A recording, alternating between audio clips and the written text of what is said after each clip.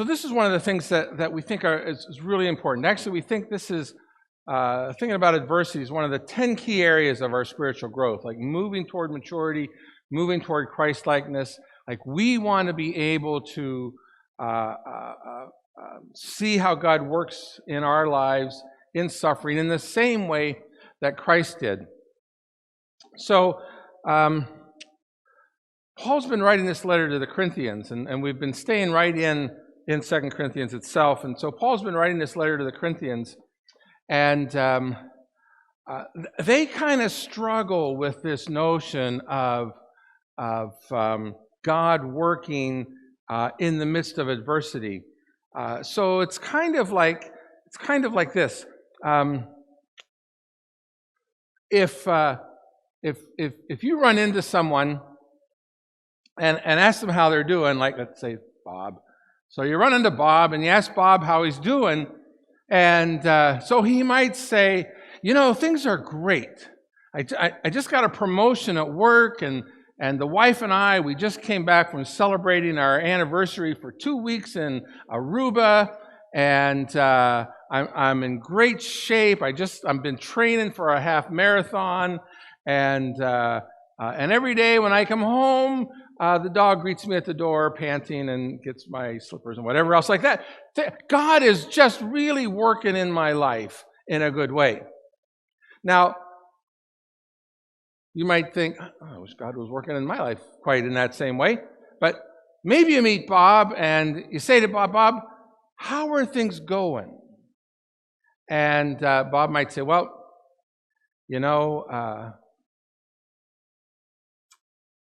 I lost my job. My wife just left me. I found out that from the doctor that I'm having kidney problems, and my dog got run over by a car. You're not expecting the next words that come out of his mouth to be, God is really working in my life, right? That's not what you're going to hear him say. So there's this thing that we do in the American church. There's this thing that we do that I think the church in Corinth did as well. We associate the absence of adversity with the blessing of God,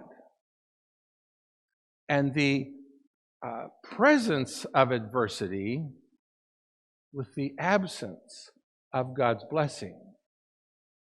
So this is kind of the way the church in Corinth was. Like, they looked at Paul's life, and they looked at the adversity that Paul suffered in his life, and when they did,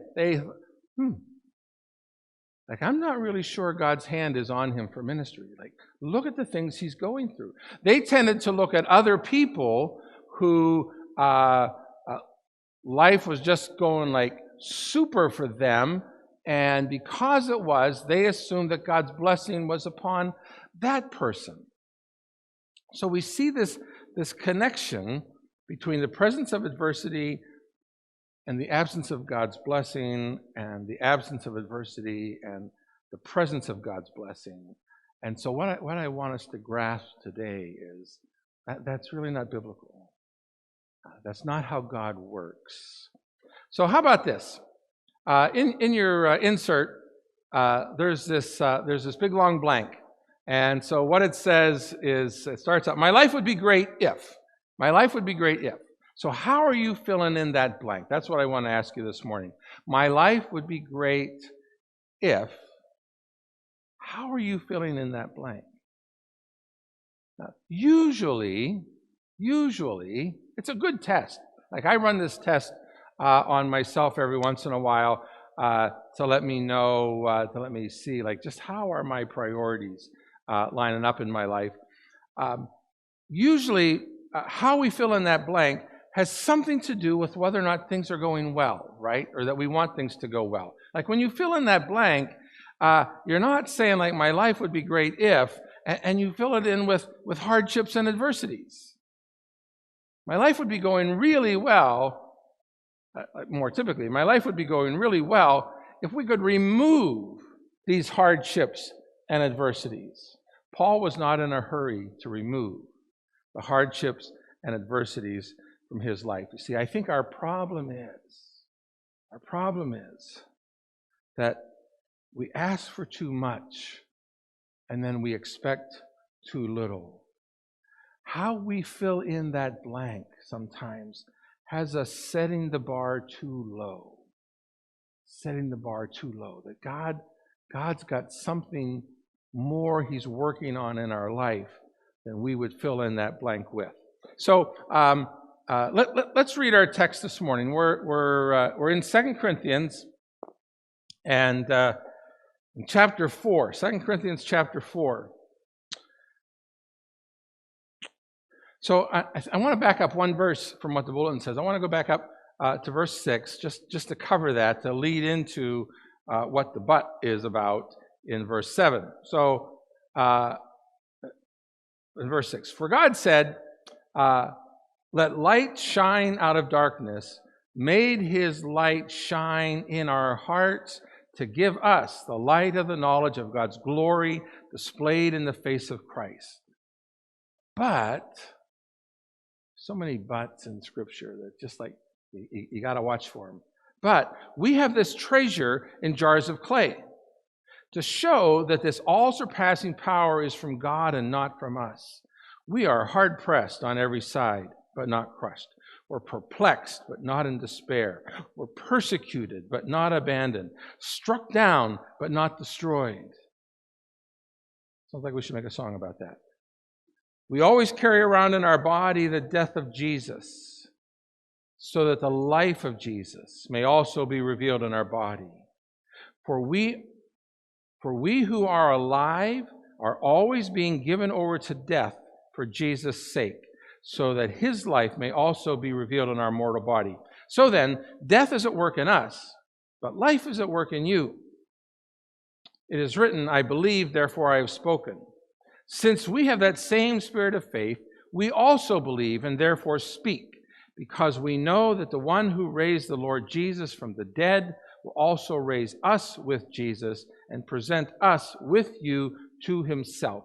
All of this is for your benefit, so that the grace that is reaching more and more people may cause thanksgiving to overflow to the glory of God. Therefore, we do not lose heart. Though outwardly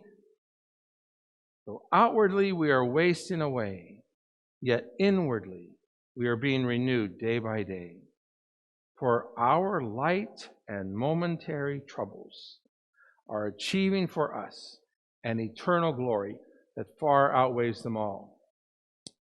So we fix our eyes, not on what is seen, but on what is unseen. Since what is seen is temporary, but what is unseen is eternal. One more verse. For we know that if the earthly tent we live in is destroyed, we have a building from God, an eternal house in heaven, not built by human hands. So, in this text, there's quite a lot in there, and this is one of those moments, especially one of these Sundays, when it's really advantageous to you to be looking at the text and to have the text open, so you can keep referring back to it and looking at it. So, in verse 7, we read these words, but we have this treasure in jars of clay. We have a treasure in jars of clay. So, the jars of clay in this verse, that's us, okay? We're the jars of clay. The treasure that is within the jars of clay, that's in us, that's what he's just been talking about, actually in all the verses that are preceding, but maybe most especially in the one that immediately comes before it. God made his light to shine in our hearts to give us the light of the knowledge of God's glory displayed in the face of Christ. So he's been talking about the ministry, he's been talking about the gospel, and now he's talking about the light of the knowledge of the glory of Christ. That's in us. That's the treasure that's in us. The gospel of Christ is in us. The light of the knowledge of Christ is in us. The face of Christ, the image of God, is in us. That's the treasure. That's the treasure. The point is, in these, is that we have this treasure. We have this treasure. It's not about the jars. We have this treasure in jars of clay, but we have this treasure. It's not about the jar. It's about the treasure. All of our adversity, that's the jar. The adversity is the jar. And so this is what we do mostly in our lives. We get caught up, I think, in the jar. We get caught up in the shape of the jar and the size of the jar and the beauty of the jar. Like, what if we had this jar that was just the perfect size? So for men, this would be like a really big jar. I don't know. If it's just the perfect size and it has a sleek design. What if the jar that we have has been wonderfully painted and adorned? What if our jar was so grand that it wouldn't actually be called a jar? It would instead be called a vase. That's our jar. What if everybody admired our jar? What if they wished their jar was, I wish my jar was as nice as yours? What if our jar was valued at such a price that we had to take out an insurance policy on it? What if people ask us to come and teach seminars and classes about how to make their jar look almost as nice as our jar? What if we wrote books about our jar and then people actually bought them? But what if one day people actually discovered this dirty little secret? That our jar was actually empty. Because we forgot it was not about the jar. Now, all of our adversity is about the jar. How it is scratched, how it's discolored, chipped, and even cracked. Like our jar's been through a lot. There's so much dirt on our jar that it can't even come clean. It's been through a war. Maybe it's been shot and has a hole clear through it. Maybe our jar has been through a divorce, and in the divorce, the jar was thrown down and broken, and it needed to be glued back together. Maybe our jar has been mishandled by another person that didn't even seem to know that it was, after all, our jar and not theirs.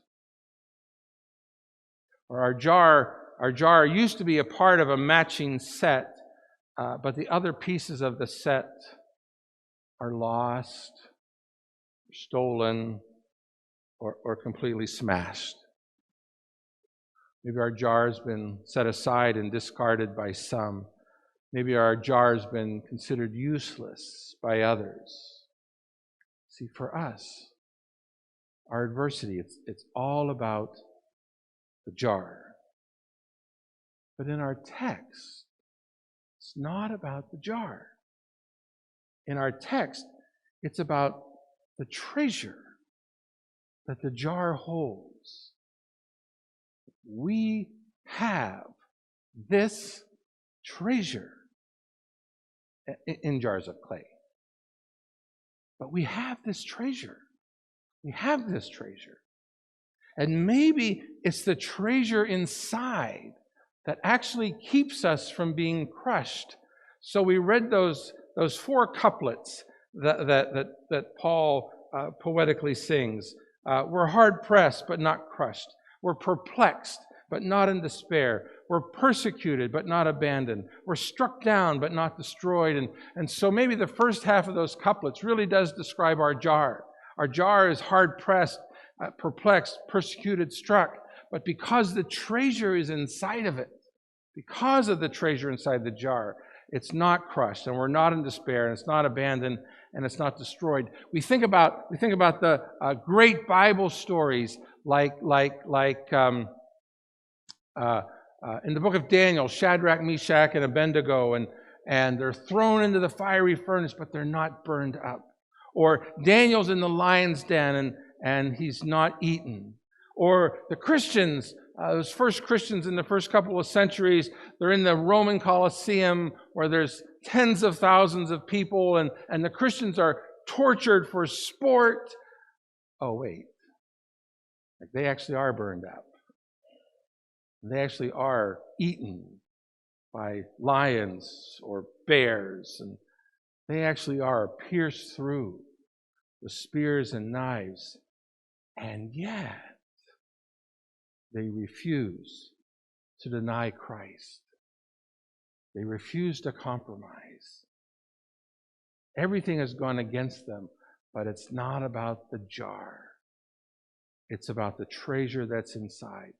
See, my question I think that we need to consider, all of us, is in the midst of facing that kind of hardship and adversity, are we able to say, so what? So what? Now, I want you to be careful. When I say that, it doesn't mean we treat our adversity like Stoics. So Stoics would be like totally unaffected or totally unmoved,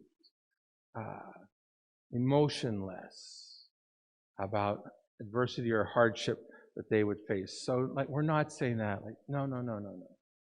We grieve our losses. We grieve our brokenness.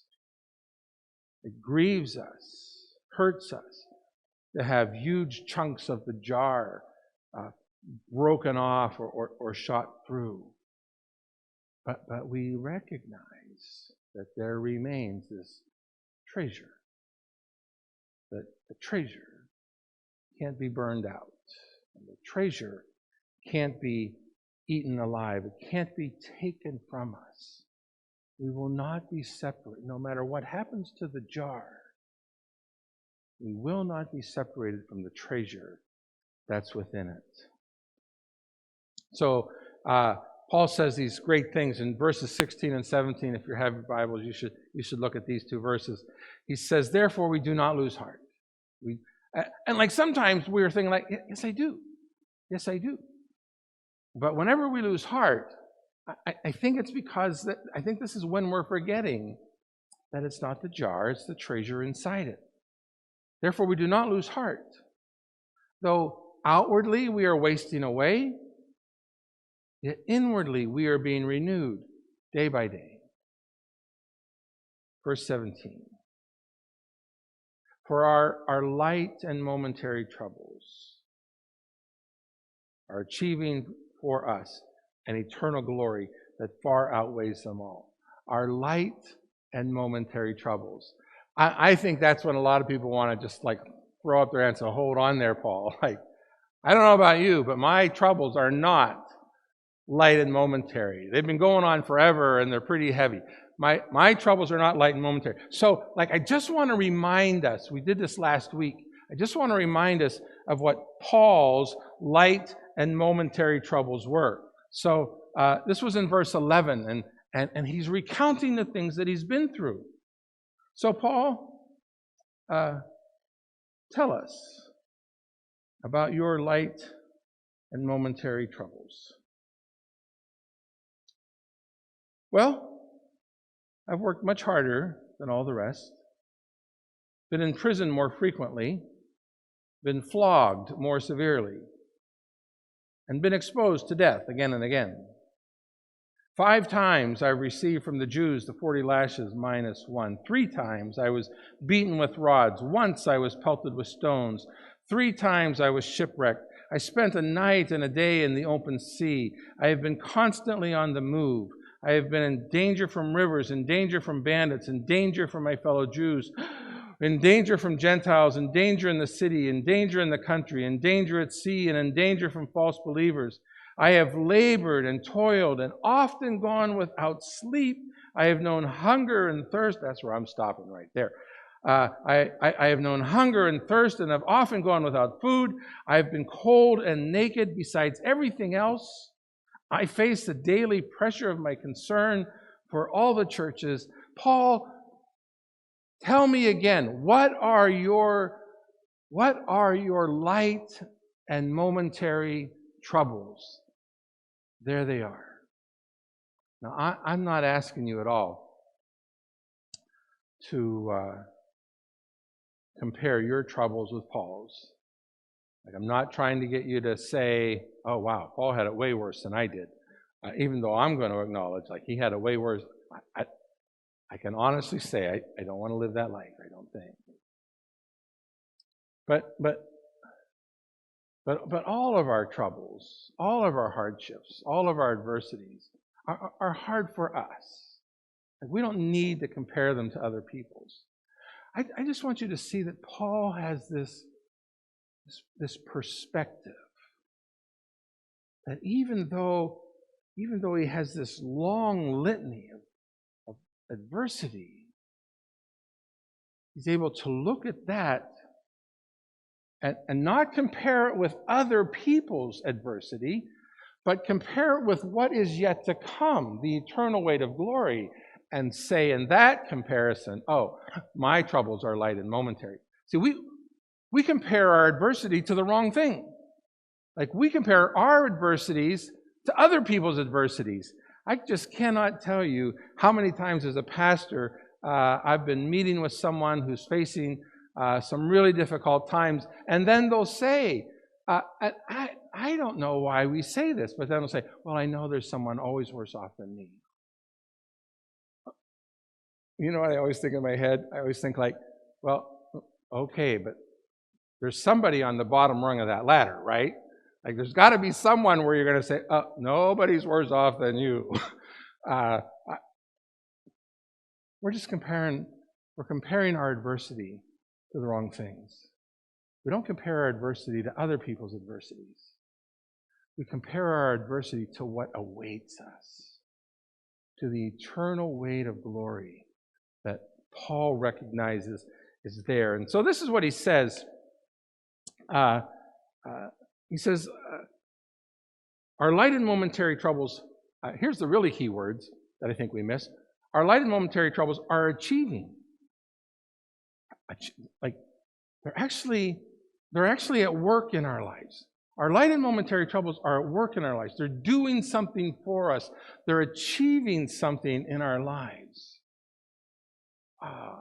That's like a wow to me. Like, what is my adversity achieving for me? What is my hardship? What's that achieving for others? Or what about for you? What are your light and momentary troubles achieving for you or for others? How is God working in your life in those things? So I want to suggest maybe one thing, maybe two. But here's one thing that suffering achieves in us.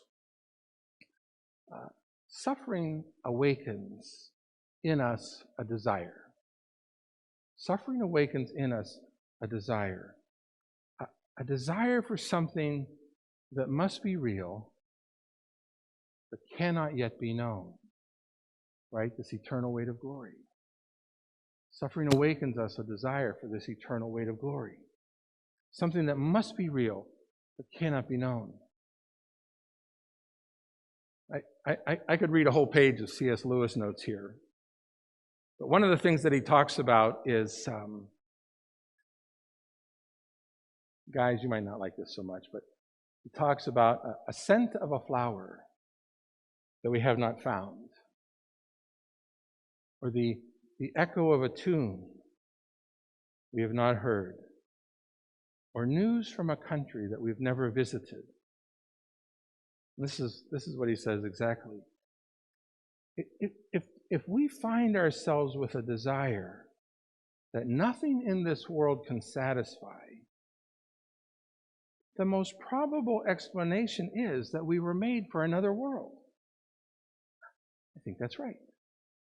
I like that. If we find ourselves with a desire that nothing in this world can satisfy, like our clay jar is actually empty, the most probable explanation is that we're made for another world. A world that has yet to be revealed. A world that even in this moment is being prepared for us and kept for us by our King. A world that you don't discover the day you die. A world that will be unveiled on the final day. A world that will be unveiled on the final day when the world's one true King returns and brings with him all that have gone on before us. The new heaven and the new earth descend, and the merging of heaven and earth comes together, where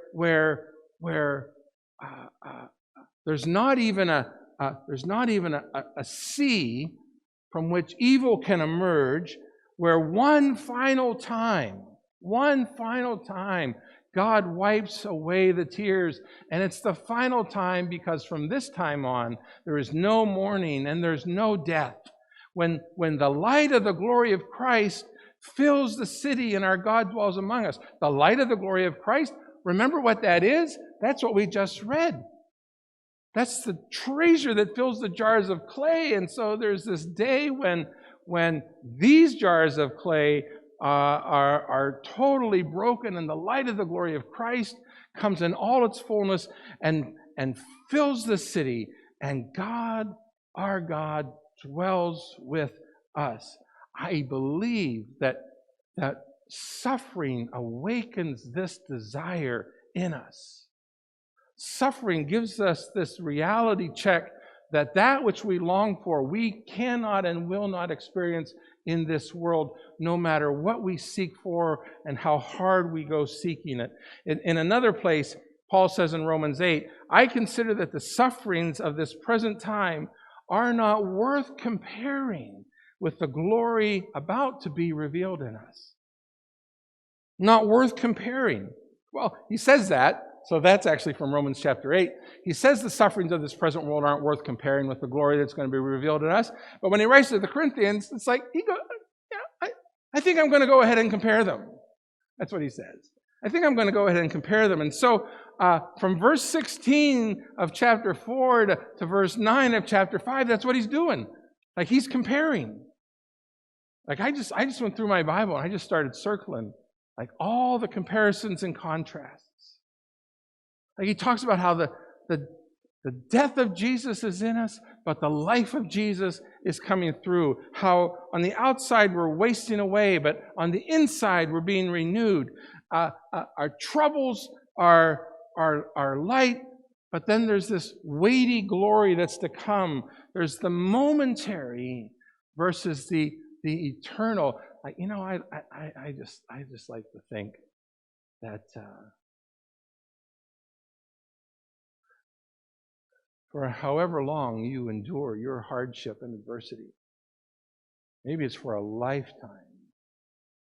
I just want to think that probably on the second day of eternity, that'll seem like nothing. That lifetime, however long that was, will just seem like nothing on the second day of eternity. Paul compares the seen to the unseen, the transient, that which is to the eternal. And then he compares it. He said it's like the difference between being home and away. Like being home and away. Like, it'll seem like all this time we've spent with these earthly jars of clay. That's actually redundant, isn't it? Jars of clay are earthly. All this time we've spent in jars of clay will seem like we've just been away from home. He compares. Do you know that when this clay jar is done, like you still have, I want to say you still have a containment for who you are. You still have a containment for whatever language you want to use, your spirit, your soul. Like we don't live in eternity as these disembodied ghosts. It's way better than that.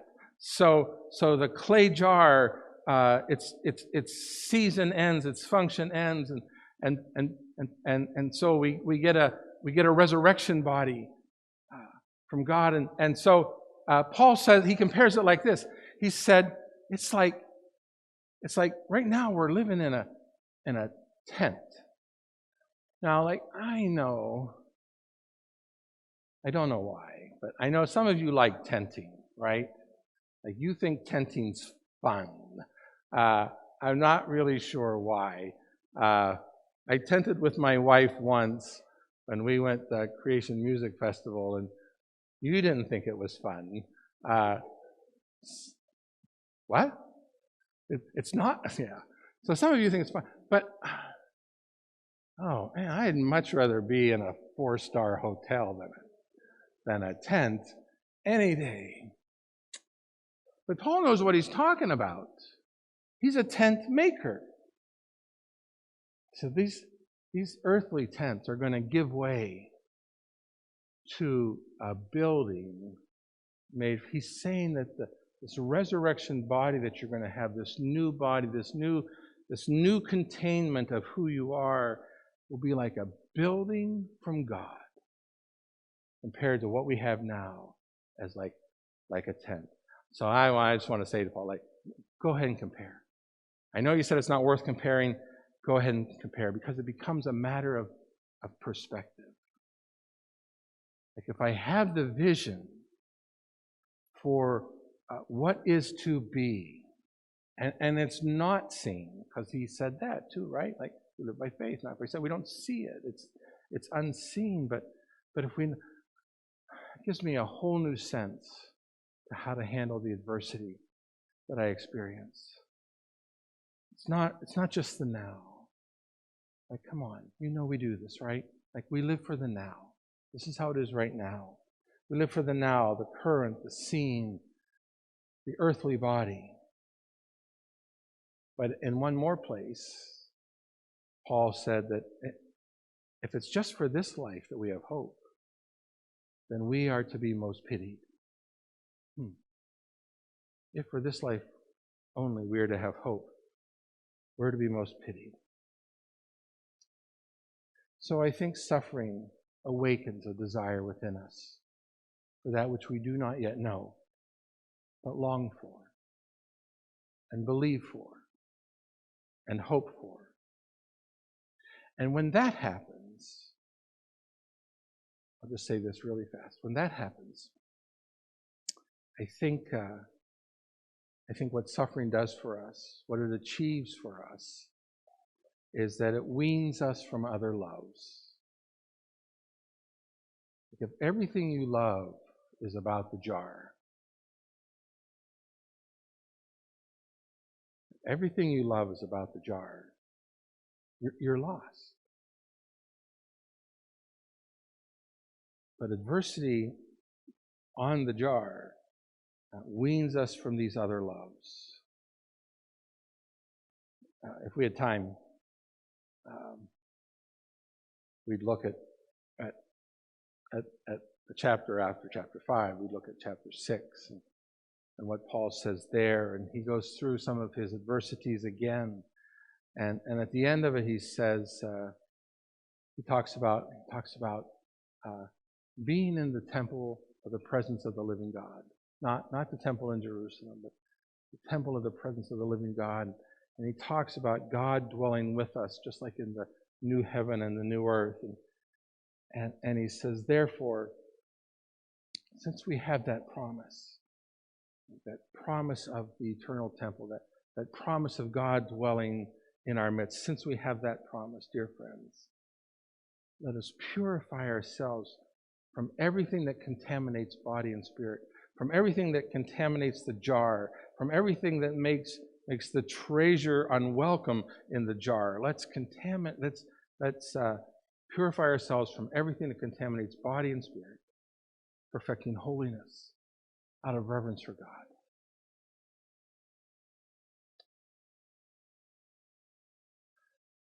So when suffering has its way with us, when adversity has its way with us, it weans us of those attachments we have to the jar. And it awakens a desire in us for something more.